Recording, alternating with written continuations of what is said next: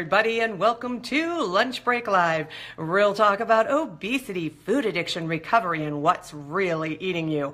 On today's show, hunger, boredom, cravings. They won't kill you, so don't call 911. Before I get started, for those of you who are newer viewers, I am Cari Cruz, 2007 gastric bypass post-op, living life in recovery from obesity and compulsive overeating as twice the woman and half the body. So that's me. Now I want to know about you. Who is here? It's a little poll question, so I hope you guys are ready and have your fingers over the little keyboard there on your phone or at your computer. Are you ready? All right, I want to know who's here. If you are a bariatric post-op, I want you to type the number 1 in the comments below, okay? So type the number 1 if you are a bariatric post-op. And if you want to, tell me which one you had.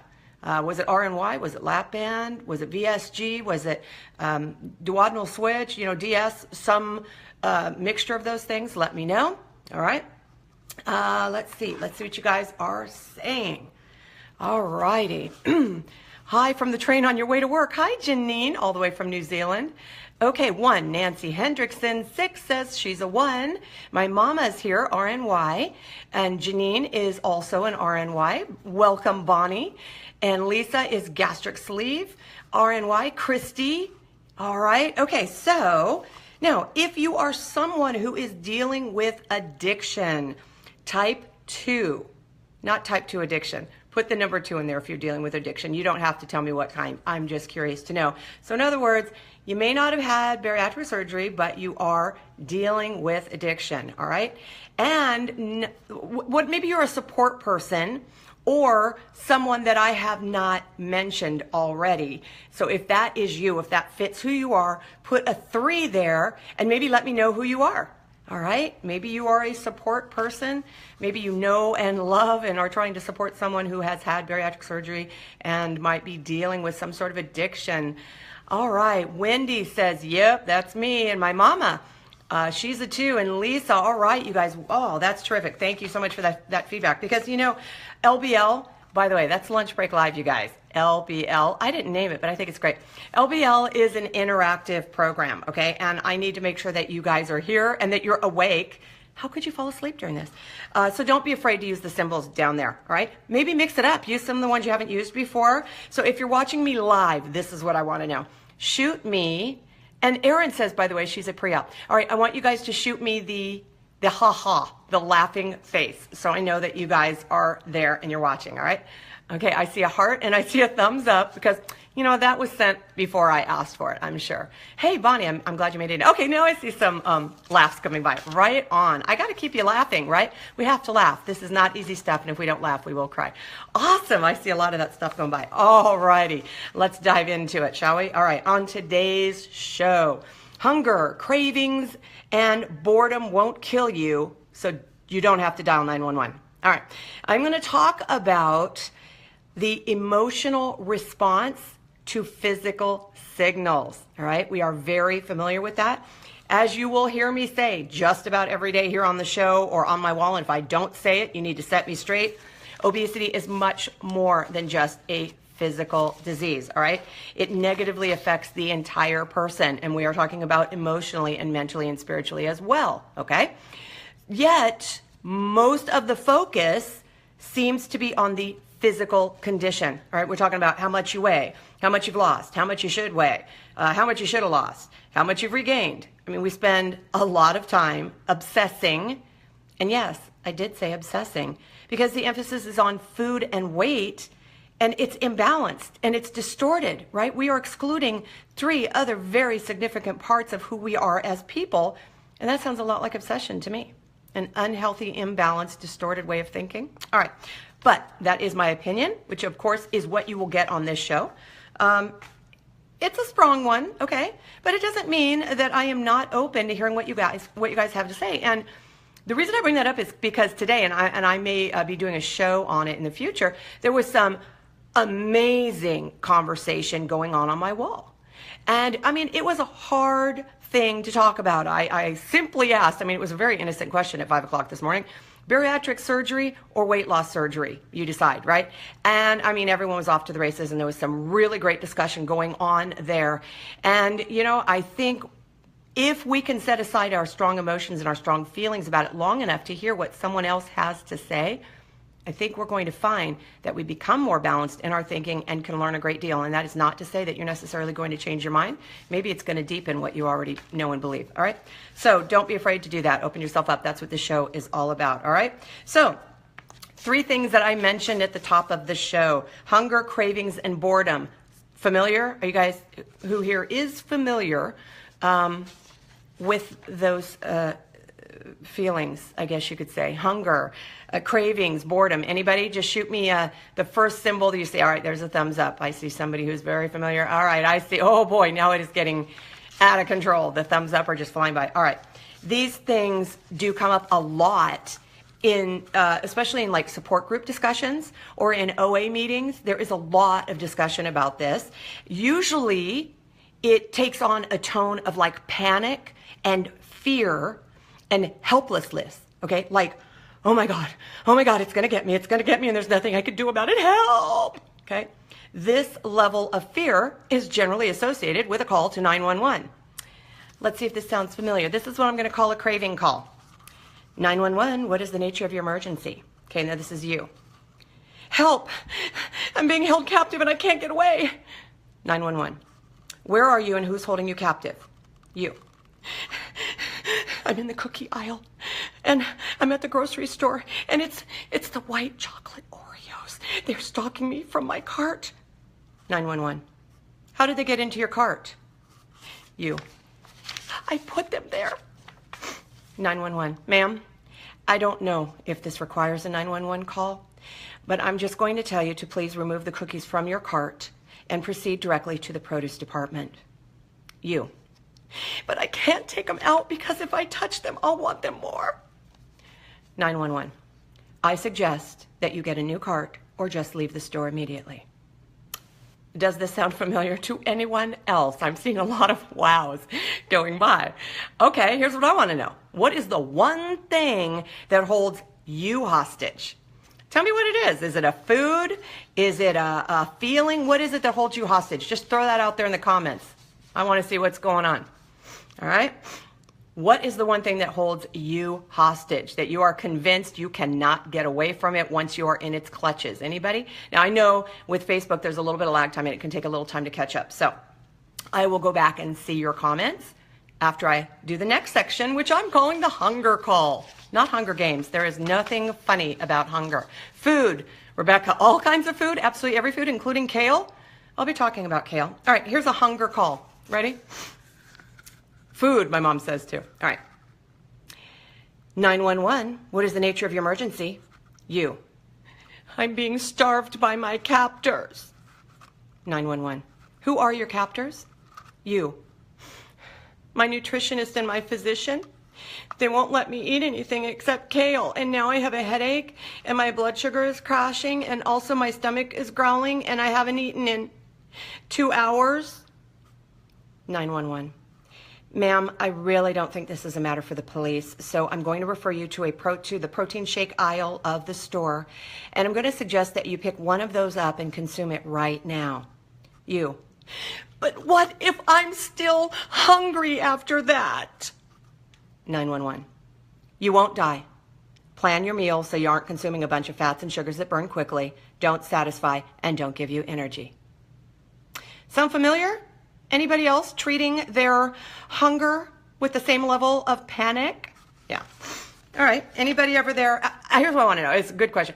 Anybody out there died of hunger that I'm not aware of? Has anyone died of hunger? If you have, please hit the Y, for me. Hit the no if you're still alive. That would be fine. Or, hey, give me a mad face if you're still here, right? No, I didn't die of hunger. I'm just hungry. That works too. You can give me a mad face. All right. Boredom. 911, what is the nature of your emergency? You. I'm going out of my mind. I have been in the same place for an hour, and I think I'm going mad. 911, where are you now? You.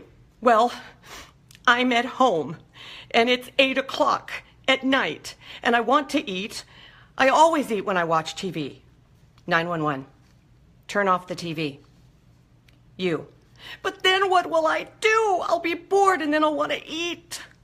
911. Go to bed. You will not be able to eat if you're snoring. All right? So, I have seen a lot of instances out there on the support group walls. I hate to harp, but it's true. Lots of instances of dietary emergencies that sound like this. Help me. I'm at the drive-thru and I'm craving a chocolate shake. Somebody stop me. Are you kidding me? You have just taken the time to Facebook status that, and somehow you think what? Someone out in Facebook land is going to run up to your car window and pull you from the vehicle and steal your keys so you can't finish the drive-thru? Are you kidding me? Please stop me, you say. I'm just sitting here in my car, stuck in traffic. I can't get out. I'm bored. I just want a Snickers bar. What do I do to get past this? Traumatic, don't you think? I ate my lunch and I'm still hungry. It's been 5 whole minutes. Can I just eat a banana? Okay, all right. I didn't even mention the diet police. The diet police are out there. Oh yeah, they pop up and they tell you what you shouldn't have done and how bad and wrong you are and what you should be doing and how perfect they are. And you know what? It's very arresting, but never very helpful. All right, they can't stop you from doing what you're going to do. So here's what they typically say. Here's what diet police sound like. You're bored? Knit socks. You're craving something? Find a substitution. You know, like sugar-free cookies or ice cream. You're hungry? Add kale to your quinoa. Yeah, that's helpful. That makes me feel a whole lot better about the whole thing. 911. All right. They're giving you, and you're looking for, helpful solutions to stop feeling something. Okay? They're looking for solutions, and so are you, to stop feeling something. But why do you have to stop feeling something? Why are you trying to stop this feeling? Okay? Because more often than not, it's not real. It's not real. But we believe that it is, okay? Because it feels so real. Look, I am not going to say that I do not have hungry days, because I do. There are just days where I am inexplicably hungry. The good news is there are also days where I am not hungry. There are days when I am bored, and there are days when I am not bored.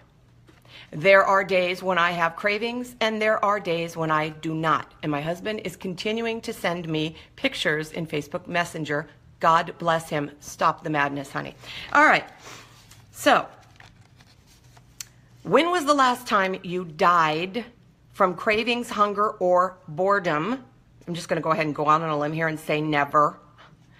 When was the last time you didn't feed the hunger or the cravings or the boredom and actually lived?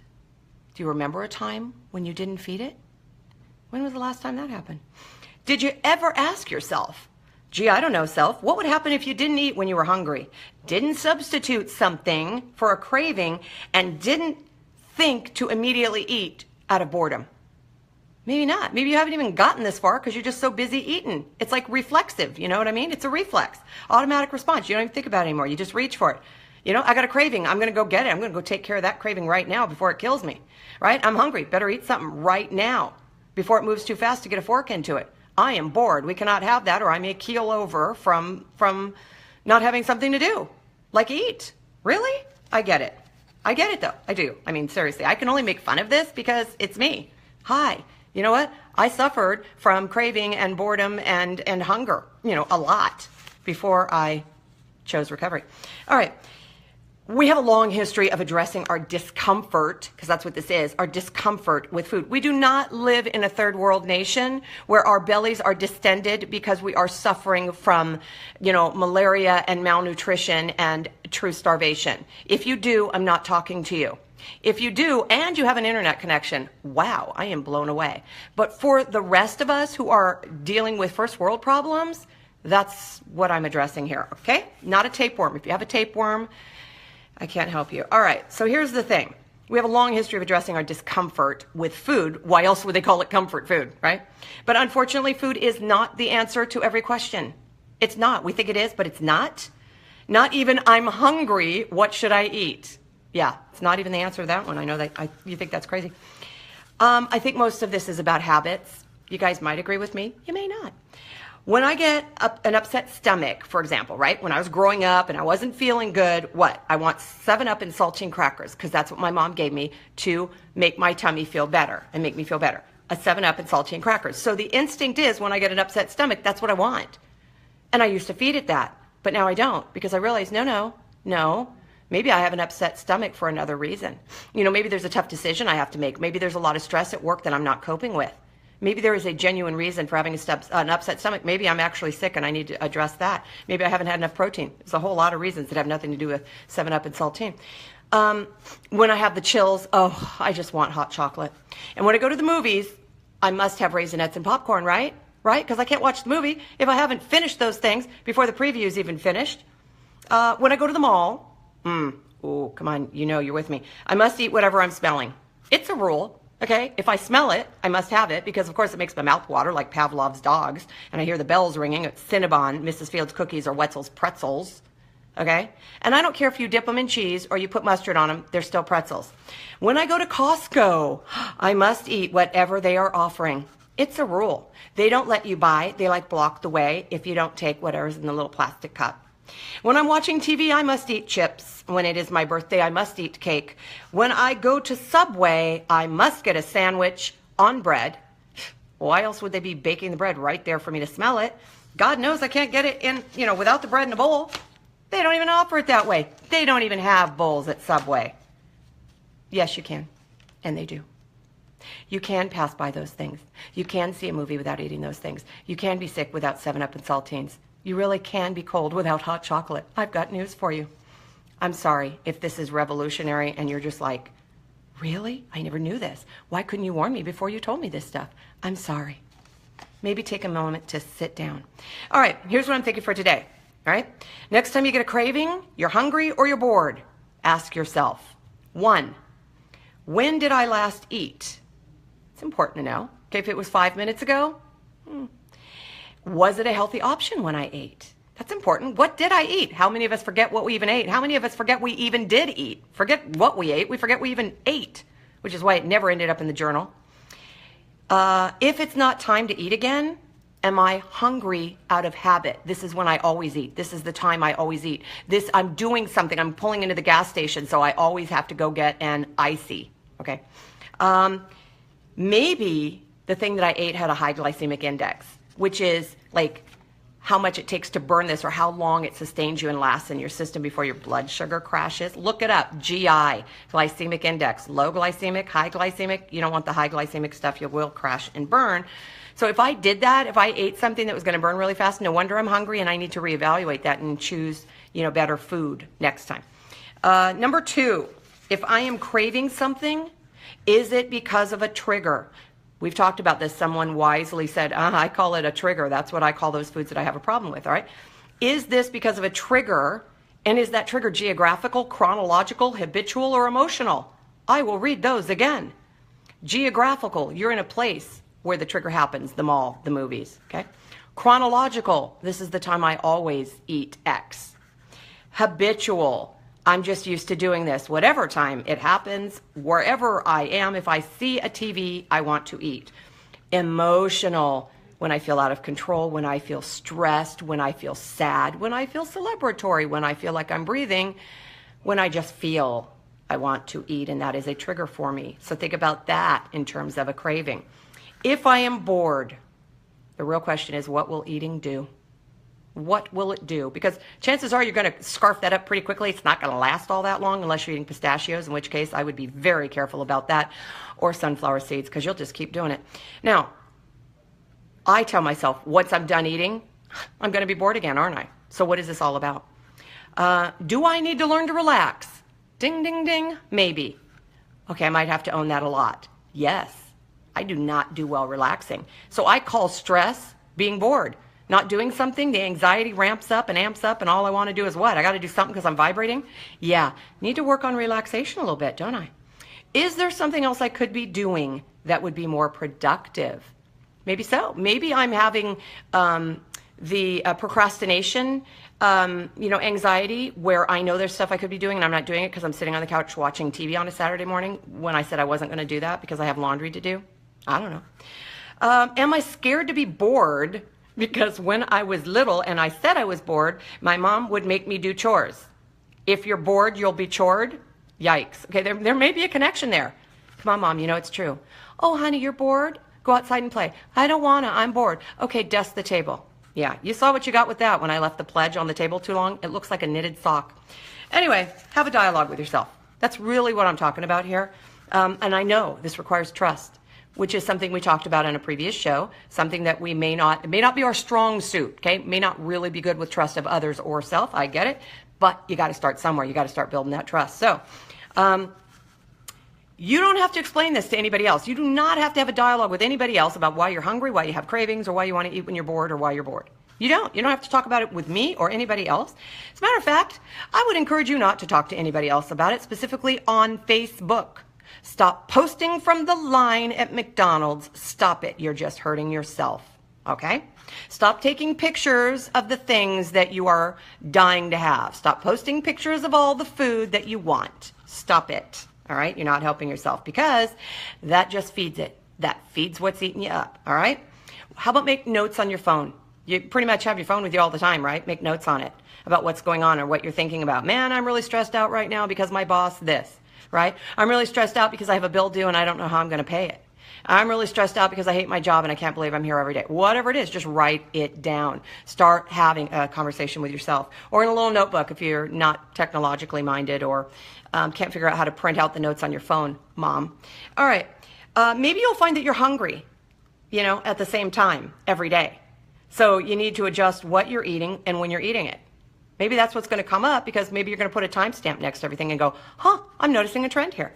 You can work with a nutritionist on this. You don't have to go online and ask other people. You can work with a professional. They probably know better than I do anyway. Maybe you're going to find that the mall brings out your inner cravings. So stay away from the mall or the drive-thru or whatever place triggers the craving until you've learned to live through the craving.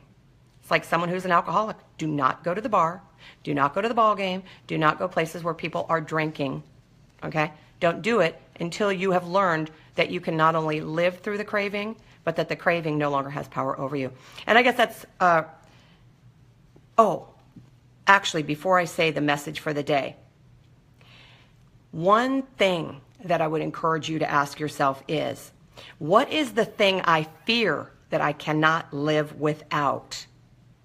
And then ask yourself, can I live with it? Okay? So a lot of us say, I can't live without soda, and it's running my life, and it's ruling my world, and I can't live without it. Can you live with it? Do you like having soda rule your every thought and emotion and your every move? Do you like that? So ask yourself, the thing that I fear living without, is it really that I fear that I can't live with it anymore? Okay? All right, so that's the message for the day. All right? Learn to live through it. Don't eat over it. All right? So, all right. We're closing in on it. I'm going to look a little bit here. I got to take off my sweater, man. I'm just working up such a sweat here. Good Lord. But I'm not hungry. I'm just sweaty. Gosh. All right. I feel like a Southern woman here. All right. Well, I am in Southern California. That should count for something. All right. So let me see. Let me just welcome you guys all in. So many of you answering and responding courageously. I love that. I think I left off kind of with Aaron. And Josie, hi. It's good to see your shiny little face. And Rebecca, I'm really glad you made it. And Jerry, one of my regulars, front and center. Janine, you're going to lose the signal soon when you go through the tunnels. All right, watch me on demand, babe. Watch me on demand. All right, I'm going to scroll through a little bit here and get up to the response. Sweets of any kind, cookies, candy, cakes, pastry. These are problems, Nancy says, for her. They sound real familiar to me, too. Cookies, candy, cakes, pastry. Yep, yep, of any kind. I am really not very selective about it. Sweets, Josie says, so this is common for a lot of us. Jerry says, not today. You know what? I'm doing okay today. I'm having a good day. And that's the beauty of it. If we hang on long enough, we'll realize that not every day has to be like this day, and that tomorrow could be a better day, especially if we don't give in to the, handle today like we always handle today. That's what I think. What about work when you're tired and hungry? What about work when you're tired and hungry? Like at work when you're tired and did you eat something? What did you eat? When was the last time you ate? Are we talking like 12 hours you're at work and you haven't eaten anything? You know, and in terms of being tired, are you tired because of your job? Or are you tired because you didn't get sleep? Are you like mentally tired, emotionally tired, or physically tired? I guess we kind of want to look at those things too. And you know, this isn't a one size fits all, and I definitely do not have your answer for you, but I can definitely think about things to think about, you know, things to ask yourself. Why am I tired? Am I not getting enough sleep? Am I pushing it too hard? Am I staying up too late and not getting, you know, the amount of sleep my body needs? You know, am I tired because I really don't like my job and it's just taxing, you know, mentally taxing? You know, am I tired because, you know, it was a one-time thing and I'm not tired all the time. I just happen to be tired today, and eating is not going to change that. Why are you hungry? In other words, are you just putting it together and saying tired and hungry? Because you know what they say, never let yourself get too hungry, angry, lonely, or tired. They often go all together. I am very hungry and I am angry about it, and I'm tired of feeling this way, and doggone it, it feels pretty lonely being the only one in the office who feels this way. I could feel all of those things at once, but I don't have to feed them, because food has never ever been the answer to that question for me. Why? Never, never, never, never, never. Why am I hungry?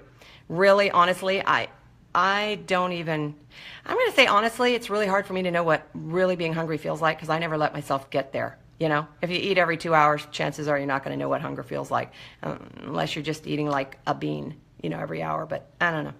Anyway, don't know how to answer that one entirely. I'm going to give it some thought. Hey, Becca, glad you made it. Boy, we had an interesting conversation on my wall today, didn't we? I love it. I love your courage and your willingness to throw it out there and say, but what about this? And I think this, and what do you think about that? I love that. And that's what this discussion is all about. Let's see.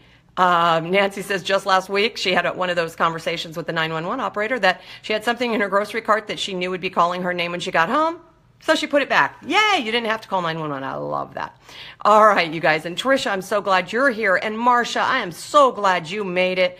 Boy, this is a really good place to feel a good hug and to feel understood and to have a really good sense of community. I'm really glad that you are here. When it's your birthday this year, you'll be on liquids.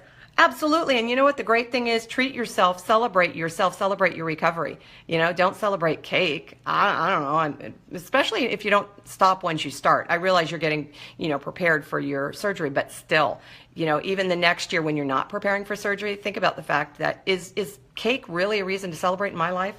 Boy, not in mine. Not eating cake is a reason to celebrate in my life. All right. So, all right, guys, listen, and Ariel, I'm really glad that you're here. And I am going to, and Natalie, and all right, and Stacy, you made it, my favorite sponsor. So listen, it is really, really hot in here, you guys. It's like somebody, okay, stand by. I had to turn on the fan because I'm dying. I'm not going to eat over it. All right, you guys, I'm going to let you go.